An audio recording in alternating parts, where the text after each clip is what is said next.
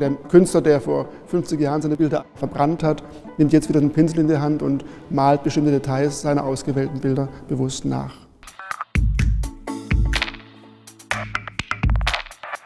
Als Gianni Baldessari uns besucht hat und wir nochmal gesprochen haben, auch vom 200-jährigen Jubiläum des Museums erzählt haben, haben wir eigentlich zusammen so diese Idee entwickelt, dass er wie so eine Hommage zur Sammlung eine Werkgruppe macht. Letztendlich waren es dann 16 Arbeiten, die sich exklusiv mit unseren Bildern beschäftigen, daraus Details ausgewählt hat, die Details kombiniert hat mit Filmscripts, mit Texten, die zum Teil gefunden sind, zum Teil ergänzt sind, die sich immer auf die Malerei beziehen.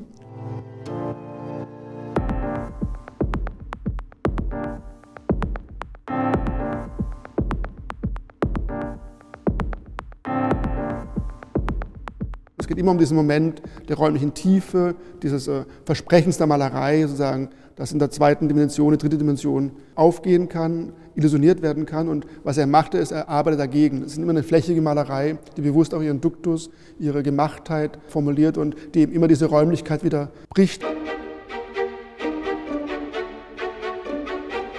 Die Bandbreite der Arbeiten, die er auswählt, geht natürlich von den alten Meistern bis in die Gegenwart. Also da ist dann die Dame mit Schoßhündchen von Bronzino oder dann natürlich ganz schön das Paradiesgärtlein von unserem oberrheinischen Meister, ebenso wie der Granach, also die Venus.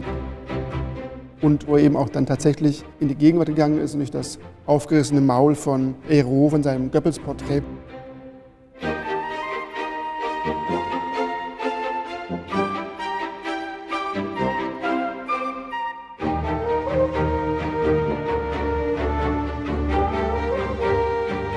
Prinzipiell ist die Sammlung des Stehls natürlich eine traditionelle Sammlung, eine Bildergalerie, eine Galerie, die quasi die Geschichte der Malerei von der frühen Neuzeit bis heute verfolgt. Wir haben ganz bewusst eigentlich die Sammlung in den letzten Jahrzehnten erweitert hin zu den, nicht so sehr Endpunkten der Malerei, aber hin zu den Grenzpunkten der Malerei, hin natürlich auch zur Fotografie, zu der fotografischen Verarbeitung von Malerei, hin zur Auslöschung von Malerei.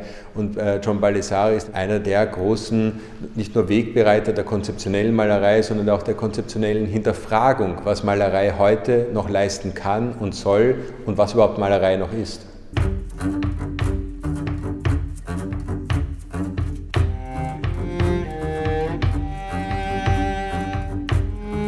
Man kann schon sagen, dass mit den Städel-Paintings so ein Bogen zurückgeschlagen wird, eben zu der frühen Phase in seinem Œuvre, wo er die Malerei verbrannt hat, wo er eben nach einem neuen Bildbegriff gesucht hat, sich ja immer auch mit Malerei, mit Malevich, mit Duchamp, mit Goya, mit, will ich so sagen, Heroen der Malereigeschichte auseinandergesetzt hat. Es ist halt sehr schön, wie er dann tatsächlich auch zum Teil nur ganz, ganz subtil in die Bilder eingreift, bis hin bei der Venus von Granach einfach nur die Outlines dieses Schleiers nachzieht.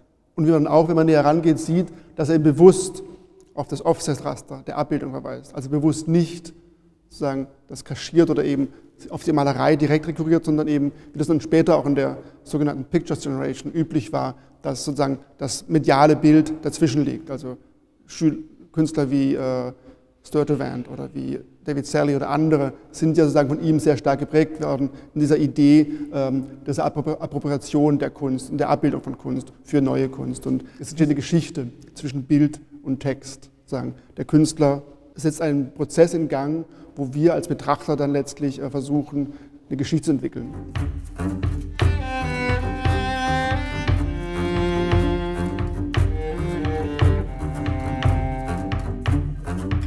Ich glaube, John Baldessari ist jemand, der dem Medium Malerei natürlich mit einer gewissen Skepsis vielleicht auch entgegentritt, der die Frage auch von Autorschaft noch einmal stellt, die Frage auch von Authentizität und auch von Meisterschaft und all diesen Themen, die natürlich im Museum hier immer wieder eine Rolle spielen.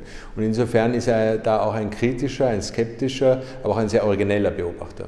Man kann natürlich auch durch diese Werke nicht nur John Baldessari noch mal besser kennenlernen, sondern wahrscheinlich auch einen neuen Blick nicht nur auf die Sammlung haben, sondern auch überhaupt auf die Kunstszene, die Kunstwelt, das Kunstsystem, und da ist der Stehl natürlich auch ein Mitspieler.